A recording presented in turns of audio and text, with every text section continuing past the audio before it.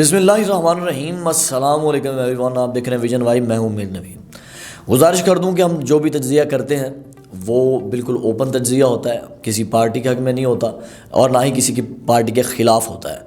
और मैं जिनकी बात करता हूँ मैं बाकायदा हर वीडियो में उनका नाम लेता हूँ कि मैंने फ़लाँ साहब की बात की है या फ़लाँ साहब से ये सुना है या ये चीज़ें जो ज़राए से पता चली हैं।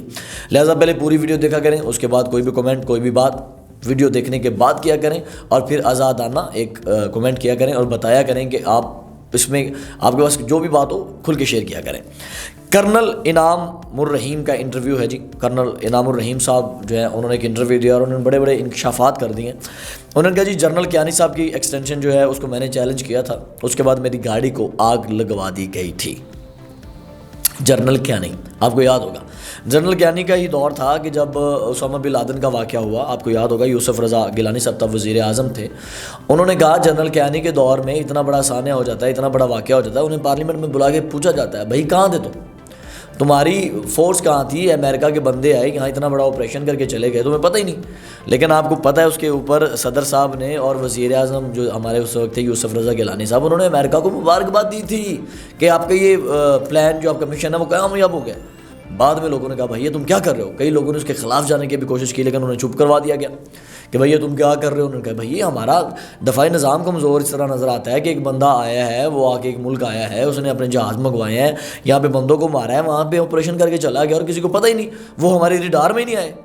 तो अब तारीफ़ें करना छोड़ें, अपने मुल्क की सालमियत को देखें। उन्होंने कहा अगर मैं एक्सटेंशन चैलेंज ना करता तो ये कभी भी वाक़या ना होता, इस तरह की चीज़ें ना होती।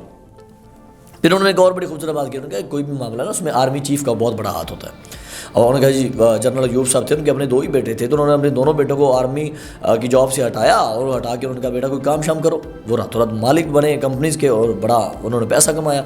उन्होंने कहा इंडिया की फ़ौजों में भी ऐसा बहुत कुछ हुआ है और भी मुल्कों में हुआ है कि एक बंदे की एज 93 हो गई तो उन्होंने बुलाया जी आप वापस आएँ, आपको एक बड़ा अहदा देते हैं। उन्होंने कहा मैं जा रहा हूँ तो मेरी जगह पर मेरा बेटा है। क्या उन्होंने कहा कभी पाकिस्तान की सियासत में, पाकिस्तान की आर्मी में ऐसा हुआ है कि जी मैं जा रहा हूँ तो मेरी जगह सरहद के ऊपर मेरा बेटा खड़ा है ये लड़ेगा? उन्होंने कहा ऐसा बिल्कुल नहीं है, ये सारी बातें हैं, आर्मी चीफ़ के हाथ में बड़ा कुछ होता है लेकिन आर्मी चीफ़ करता नहीं है। अब फैज़ हमीद साहब की बात की जाए, उनके फैज़ हमीद सिर्फ एक बंदा नहीं है, ये एक माइंड सेट है। आप मुख्तलिफ इदारों में देखें कई फैज़ हमीद आपको बैठे हुए मिलेंगे, कई माइंड सेट बैठे हुए मिलेंगे, तो उनको देखें, उनको ढूंढें। उन्होंने कहा अगर आज इमरान खान का ये चीख रहे हैं सारे उमर अयूब और सारे कि जी आर्मी ट्रायल नहीं होना चाहिए, वो एक अवामी अदालत में जाना चाहिए, फ़ौजी अदालत में ना जाना चाहिए, तो उन्होंने कहा आपको याद होगा 29 लोग जो थे उनको इमरान खान के दौर में अगवा किया गया, अगवा करके उन्हें जो है कोर्ट मार्शल किया गया, आर्मी तहवील में रखा गया, आर्मी अदालत में उनका फ़ैसला होया और 3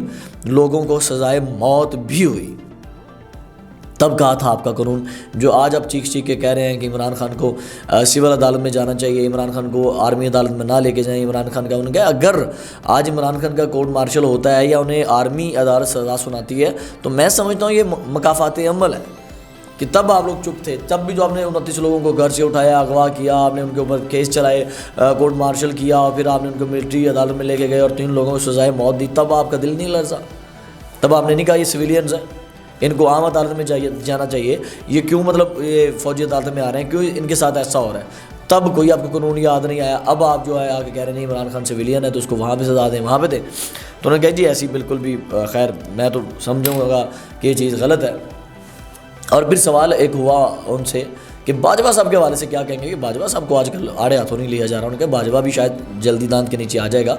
और यहाँ पे मैं हुकूमत वक्त के हवाले से बात करूँगा। उन्होंने कहा देखें तब आपको गुजरांवाला का जलसा याद होगा कि मियाँ नवाज शरीफ साहब ने कहा था बाजवा ने और फैज़ हमीद ने सब कुछ किया, मेरे खिलाफ साजिश की है। क्योंकि जब बाजवा ने और फैज़ हमीद ने साजिश की है तो भाई मियाँ साहब आप तो आपके भाई की हुकूमत है ना, छोटे भाई की हुकूमत है शहबाज शरीफ की। अब एप्लीकेशन दो, अब जाके कहो कि मुझे क्यों निकाला, इंक्वायरी करो, इन्होंने मेरे साथ ऐसा क्यों किया था।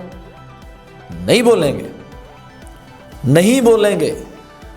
उन्होंने कहा ये सारी मिली भगत है, सारा कुछ कुत्ती चोरों से मिली हुई है, सारा कुछ इकट्ठा हुआ है, तो ये कभी भी नहीं बोलेंगे। उनको चाहिए अपने भाई की हुकूमत आई आके मैसेज करें, आके आप वहाँ पे बोलें कि भाईजान क्यों मुझे निकाला था, क्यों साजिश की जनरल बाजवा ने और फैज़ल हमीद ने।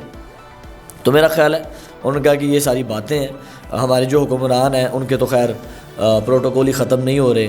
अगर बंदा जावेद इकबाल से पूछे कि तब क्या हुआ था ज़रा बताएं, तब क्या मसले चले थे, उसामा बिन लादेन की बारी, या बंदा कियानी साहब से पूछे आप बताएं क्या हुआ था, या बंदा वज़ीर आज़म यूसुफ रज़ा गिलानी से पूछे कि भाई आप मुबारकबादी किस चीज़ की दे रहे थे, तो उन्होंने कहा यार हमारे तो हुक्मरानों को पेट्रोल ख़त्म नहीं होते, हमारी जेब से जो है ये पैसा इनको जाता है, इनके पेट्रोल फ्री हैं, घूमते रहते हैं। और आप यकीन कीजिएगा, अभी मैं पीसी होटल से आ रहा हूँ एक इवेंट करके, तो मैंने देखा गवर्नर हाउस के बाहर तकरीबन मीडिया की कई गाड़ियाँ खड़ी हुई, तो रश रोड ब्लॉक हुआ है, और यूँ प्रोटोकॉल में सरकारी गाड़ियाँ जा रही हैं, आगे डाले पीछे डाले, और रूटर्स और ये और वो।